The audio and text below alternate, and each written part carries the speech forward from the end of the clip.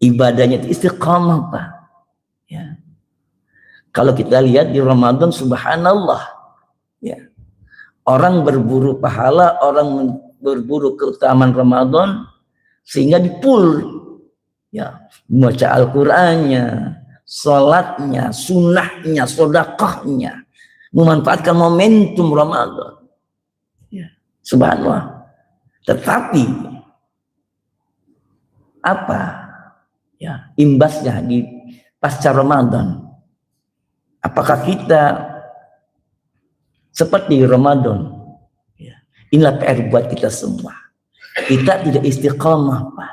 Ya, makanya kata hadis Nabi, habul a'mal, amalan yang paling cintai Allah, adwam wa inqal, engkau melakukan ibadah terus menerus walaupun itu dianggap sedikit.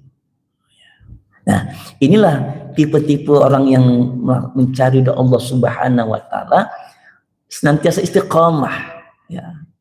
Dia membaca Al-Qur'an walaupun satu lembar, tapi istiqamah tiap hari, dibandingkan, ya, yang melaksanakan ibadah membaca Al-Qur'an satu hari sekali membaca pun banyak, tapi kesannya tidak, ya. Sehingga Rasulullah mengatakan habul a'mal, amalan yang sangat dicintai ilallah, oleh Allah, adalah adwamuha wa inqala, engkau melakukan dawam, adwamuha, istiqamah walaupun itu sedikit, ya. Oleh karena itu